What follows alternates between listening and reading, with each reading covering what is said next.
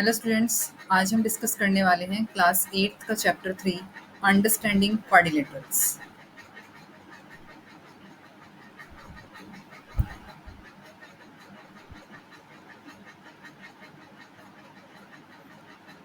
NCERT की book में ये थर्ड चैप्टर है जिसमें हम पढ़ने वाले हैं क्वाड्रिलेटरल्स के बारे में। लेकिन क्वाड्रिलेटरल्स से पहले हम डिस्कस करेंगे पॉलीगन्स।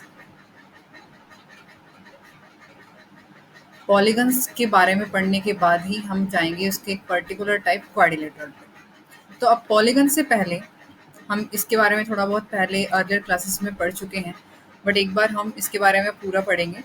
सबसे पहले तो हमारे पास एक कर्व क्या होती है। अगर हम अपनी पेंसिल को पेपर से लिफ्ट किए बिना कोई भी एक शेप ड्रॉ करते हैं, that is called a curve. एक सिंपल लाइन सेगमेंट भी हो सकता है या फिर ये किसी भी शेप की कर्व हो सकती है without lifting pencil from the paper. ठीक है, तो ये हमारे पास क्या होती है, एक कर्व होती है। ठीक है, ये ये हुई हमारे पास कर्व। अब कर्व में भी हमारे पास टाइप अलग अलग हो जाते हैं। तो सबसे पहले हमारे पास क्या है, सिंपल कर्व क्या होती है। What is simple curve? A curve which doesn't cross itself. एक ऐसी कर्व जो खुद को क्रॉस नहीं करती है। मतलब कर्व तो आपको पता चल गया कि आपको पेंसिल लिफ्ट किए बिना एक कोई भी शेप, एक कोई भी लाइन या फिर कैसी भी जो शेप है आप बनाओगे तो वो एक कर्व होगी। बट सिंपल कर्व क्या है, वो खुद को क्रॉस नहीं करेगी। यानी कि जैसे सपोज मैंने टू लाइन सेगमेंट से बनाया, एक सिंपल कर्व है। मैंने ये सर्कल बना दिया, ये भी एक सिंपल कर्व है। अब जैसे मैंने ये वाली जो शेप बनाई है, ये एक सिंपल कर्व नहीं है, बिकॉज ये शेप जो है खुद को क्रॉस कर रही है यहाँ पर। ठीक है, ये भी सिंपल कर्व है, ये भी सिंपल कर्व है। बट जो शेप अगर वो लाइन सेगमेंट से भी बनी है बट खुद को क्रॉस कर रही है तो वो सिंपल कर्व नहीं होगी। ठीक है, तो सिंपल कर्व में कौन सी कर्व्स आएंगी जो खुद को क्रॉस नहीं करती हैं, विच डजंट क्रॉस इटसेल्फ। ठीक है, तो वो हमारे पास होगी सिंपल कर्व। सिंपल कर्व, उसके बाद हमारे पास क्लोज्ड कर्व क्या होती है। इसी सिंपल कर्व से हमारे पास आगे आती हैं क्लोज्ड कर्व्स। अब क्लोज्ड कर्व क्या होती है? अब क्लोज नेम से हमें क्या पता चलता है कि वो क्लोज होगी, मीन्स वो ओपन नहीं होगी। अब क्लोज और ओपन हम कैसे डिफाइन करेंगे कि ये ओपन है या क्लोज है? अब जैसे एक शेप है हमारे पास, ये शेप जो मैंने बनाई है, ये कहीं से आपको लग रहा है कि ये क्लोज्ड हुई है। एक लाइन सेगमेंट यहाँ है, एक लाइन सेगमेंट यहाँ है, तो ये हमारे पास ओपन कर्व है बिल्कुल। तो ये क्लोज्ड कर्व हमारे पास नहीं है। अब एक सर्कल अगर हमने बनाया है तो वो एक एरिया जो है क्लोज कर रहा है। ये कर्व जहाँ से स्टार्ट हुई वहाँ पर अपने स्टार्टिंग पॉइंट से वापस आकर के मिल गई, स्टैंडिंग पॉइंट भी वही है, तो ये क्लोज्ड कर्व हो गई। अगर हमने एक स्क्वायर बनाया, एक रेक्टेंगल बनाई, एक ट्राइंगल बनाई, सर्कल जैसे बनाया हमने, तो ये सारी क्लोज्ड कर्व हैं। ये भी एक क्लोज्ड कर्व है। This is called a simple closed curve. Sorry, ये सिंपल कर्व नहीं, क्योंकि सिंपल कर्व जो है वो तो खुद को क्रॉस नहीं करती है, बट ये क्लोज्ड कर्व है क्योंकि ओपन नहीं है। कहीं से भी कोई भी लाइन सेगमेंट इसका ऐसे नहीं छूटा हुआ कि उसे हम आगे एक्सटेंड कर सके। तो ये हमारे पास एक क्लोज्ड कर्व है। ठीक है, तो सिंपल एंड क्लोज्ड कर्व, दो कर्व टाइप हमने पढ़ लिया। तीसरी टाइप जो हमारे पास होती है इन दोनों का कॉम्बिनेशन। कॉम्बिनेशन मतलब ऐसी कर्व्स जिसे हम बोलते हैं सिंपल क्लोज्ड कर्व्स।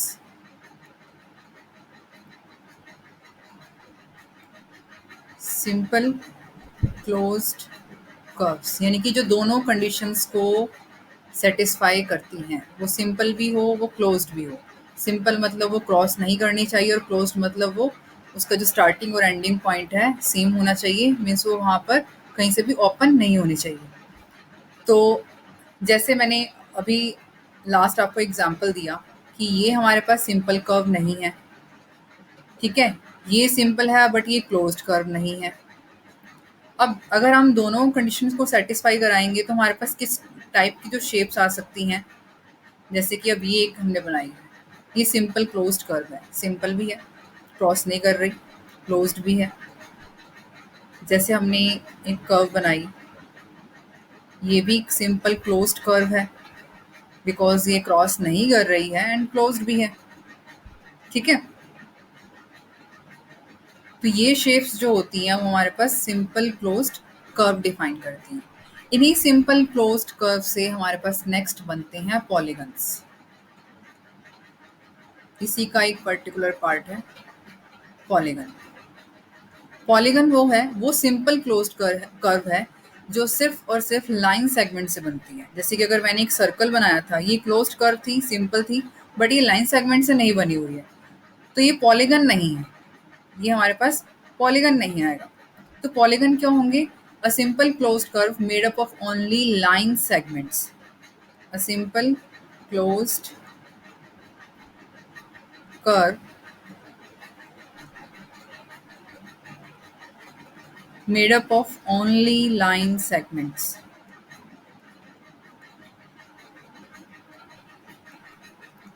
ठीक है, जैसे कि मैंने ये जो शेप बना रखी हैं ऑलरेडी, तो यहाँ से अगर हम इनको डिफाइन करना चाहें तो ये हमारे पास एक पॉलीगन है, ये भी एक पॉलीगन है और ये भी एक पॉलीगन है।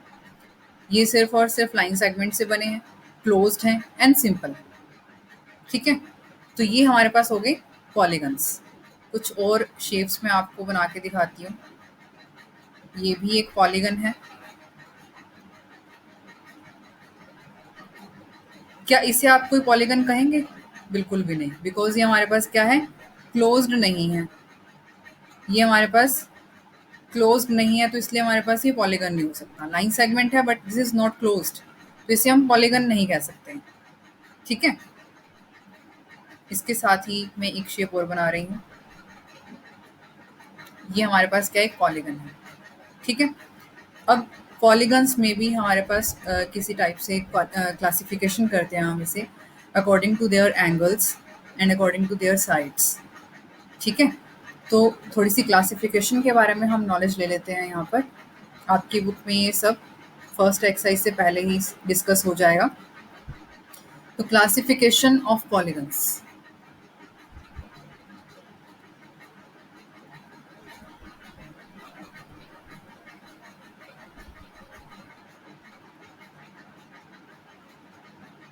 Sides, number of sides, number of sides या फिर वर्टिसेस। वर्टिसेस क्या होते हैं या वर्टेक्स क्या होता है, पहले थोड़ा सा ये भी बता देती हूँ मैं आपको। सपोज हमारे पास ये एक रेक्टेंगल है, तो इसमें नंबर ऑफ साइड्स कितनी हैं? ये तो इसकी साइड्स होगी, ये जो एजेस हैं इसकी ये साइड्स होगी, इसकी जो इसकी बाउंड्री बना रही है, लाइन सेगमेंट्स। ठीक है, और जहाँ पर इसके टू साइड्स मिल रही हैं इनको हम बोलते हैं वर्टेक्स। वैसे इसके बारे में हम पहले पढ़ चुके हैं, बट स्टिल आपको थोड़ा सा याद दिला दो कि ये हमारे पास क्या होते हैं, ये वर्टेक्स होते हैं।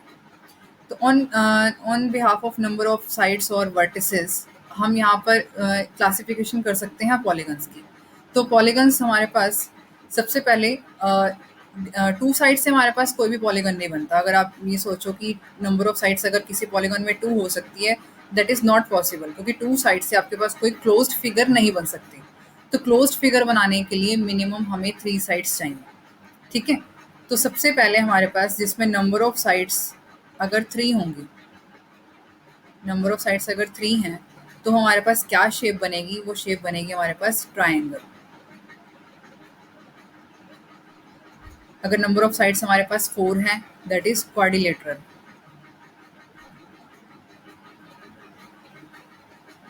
जिसके बारे में हम डिस्कस करेंगे आगे। नंबर ऑफ साइड्स अगर फाइव है, that is called pentagon. Number of sides अगर हमारे पास सिक्स हैं, that is called hexagon. Seven side heptagon, और कुछ बुक्स में आपको सेप्टागन भी मिल सकता है। एट साइड्स के लिए octagon, for nine sides नोनागन, and for 10 sides is decagon. जितनी भी साइड्स होंगी उसके अकॉर्डिंग उसके नेम डिसाइडेड हो रखे हैं अप टू 10 साइड्स तक। और अगर हमारे पास कोई एन साइड का पॉलीगन है तो उसे हम एन गन बोल देते हैं, और नॉर्मली हम इसे क्या बोलते हैं? Polygon of N side. ठीक है, इसे हम पॉलीगन ऑफ एन साइड्स भी बोल सकते हैं।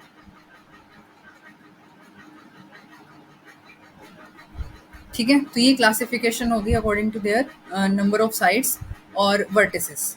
इसमें अगर साइड्स 3 हैं तो उसमें वर्टिसेस भी 3 ही हैं, ये भी नोटिस करिए। इसमें अगर 4 साइड्स हैं तो इसके वर्टिसेस भी 4 ही हैं। पेंटागन की शेप हमारी कैसी हो सकती है, जिसमें 5 साइड्स होती हैं। ठीक है, तो ये है हमारी क्लासिफिकेशन ऑफ पॉलीगन्स। अब इसके बाद नेक्स्ट क्या है, आगे और सी क्लासिफिकेशन हम करने वाले हैं कुछ डेफिनेशन के अकॉर्डिंग। सपोज मैं आपके सामने अभी कुछ पॉलीगन्स बना रही हूँ।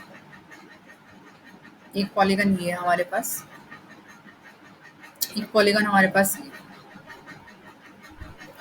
तो सबसे पहले हमें पता होना चाहिए कि डायगोनल क्या होता है। What is diagonal?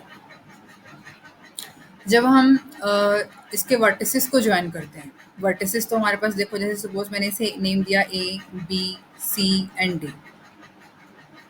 ठीक है, अगर आप इसके कंसेक्यूटिव वर्टिसेस को ज्वाइन करोगे, यानी कि ए के बाद इसका कंसेक्यूटिव जो वर्टिसेस है वो बी है और डी है, अगर आप इनको ज्वाइन करोगे तो इसकी साइड्स आ जाएंगी। ठीक है, बट अगर हम ज्वाइन करते हैं इसके अपोजिट वर्टेक्सेस, ठीक है, इससे ज्वाइन किया हमने, डी को बी से ज्वाइन किया, तो ये हमने नॉन कंसेक्यूटिव वर्टिसेस को जब ज्वाइन किया तो जो ये हमारे पास लाइन सेगमेंट आए हैं, दीज आर कॉल्ड डायगोनल्स। ठीक है, यहाँ पर भी हम डायगोनल्स बता सकते हैं कैसे आएगा। इसका एक डायगोनल हमारे पास ये आएगा इसको ज्वाइन करके, और दूसरा डायगोनल हमारे पास कहाँ से आ सकता है, देखो इसका जो नॉन कंसेक्यूटिव वर्टेक्स हमारे पास यही बचता है, तो इसका जो दूसरा डायगोनल है वो इस पॉलीगन के बाहर आ जाएगा। ठीक है, तो जहाँ पर देखो डायगोनल आपको समझ में आ गया कि जहाँ पर हम क्या करते हैं, इसके नॉन कंसेक्यूटिव वर्टिसेस को ज्वाइन करते हैं, यानी कि सिंपल लैंग्वेज में कह सकते हो कि जो अपोजिट वर्टेक्स से अगर आपने ज्वाइन कर दिया किसी वर्टेक्स को तो उसका डायगोनल हो जाएगा। ठीक है, मैं आपको एक फिगर और बता देती हूँ। अगर हम पेंटागन लेते हैं, ये पेंटागन है, इसके 5 साइड्स हैं, तो यहाँ पर अगर हम ज्वाइन करते हैं, इसके डायगोनल्स ड्रॉ करने की ट्राई करते हैं, तो उसके डायगोनल्स हमारे पास क्या क्या आ सकते हैं। इस वर्टेक्स को आप ज्वाइन करोगे इससे, क्योंकि ये अपोजिट है, इससे देखो, इससे नहीं कर सकते क्योंकि साइड आ जाएगी। ठीक है, फिर इसके कोई दूसरा वर्टेक्स हम ले लेते हैं, ये वर्टेक्स लिया हमने, इसको किससे ज्वाइन कर सकते हैं हम, इस अपोजिट से और इस अपोजिट से। ठीक है, तो ऐसे आप कोई भी वर्टेक्स लो और अपोजिट वर्टिसेस से ज्वाइन करते जाओ तो वहां से हमारे पास उनके डायगोनल्स आ जाएंगे। ठीक है, तो अब मैं डिफरेंशिएट क्या बता रही थी आपको, क्या डिफरेंशिएट करी थी इन दोनों फिगर्स में, कि यहाँ पर जो डायगोनल्स हैं वो फिगर के इंटीरियर में हैं। इंटीरियर मतलब वो फिगर के अंदर ही लाई कर रहे हैं, उसके बाहर नहीं आए, और यहाँ पर जो डायगोनल है वो उसके एक्सटीरियर पे आ गया। डायगोनल जो है वो पॉलीगन के बाहर आ गया, और इसमें क्या है, ये इंटीरियर में ही है। तो यहाँ से जो जिसमें हमारे पास डायगोनल्स जो हैं एक्सटीरियर में चले जाते हैं और इंटीरियर में चले जाते हैं, ये भी हमारे पास 2 टाइप के पॉलीगन्स बन जाते हैं, जिसे हम कहते हैं कॉनकेव और कॉन्वेक्स। तो जिसमें हमारे पास जो डायगोनल है वो इंटीरियर में रहते हैं, वो हमारे पास होते हैं कन्वेक्स पॉलीगन्स, और जिसमें डायगोनल से एक्सटीरियर में चला गया तो वहां पर हमारे पास हो जाता है कॉनकेव।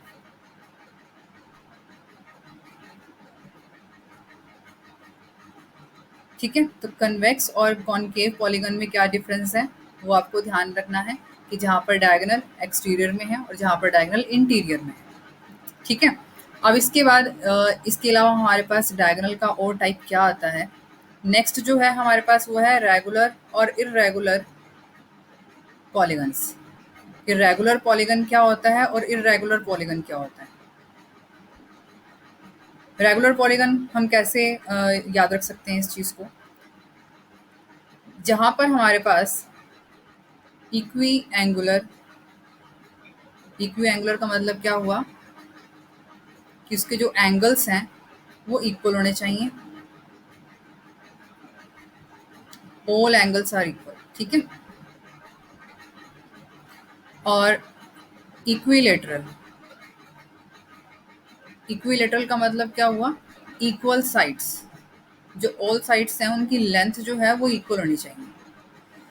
जो पॉलीगन इन दोनों कंडीशंस को सेटिस्फाई करता है वो हमारे पास इरेगुलर पॉलीगन है, यानी कि वो इक्वी एंगुलर भी होना चाहिए और इक्विलेटरल भी होना चाहिए।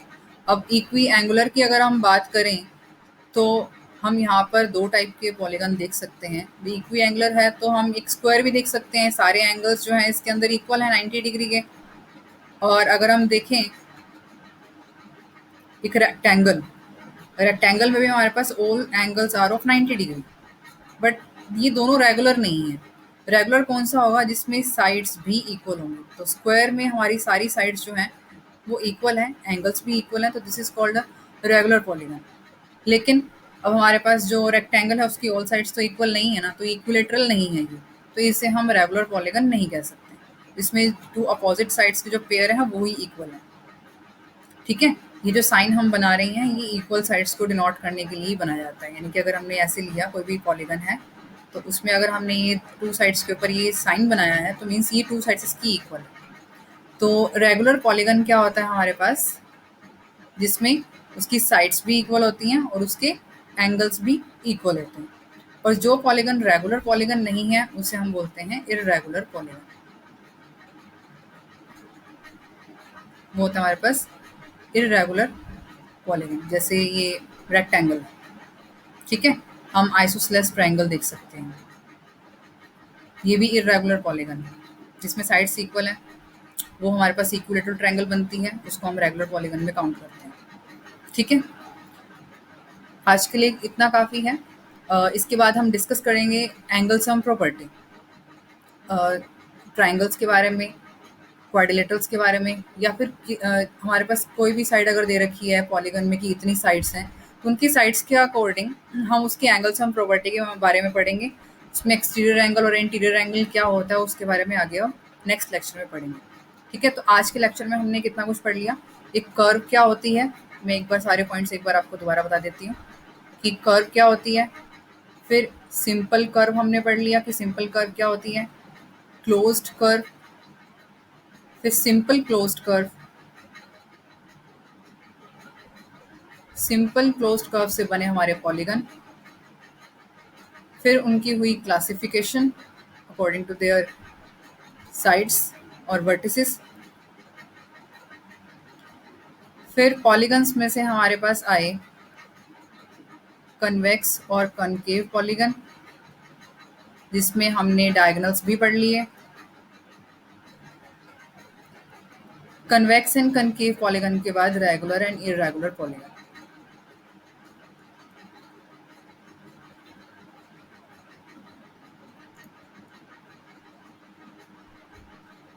Okay, thank you.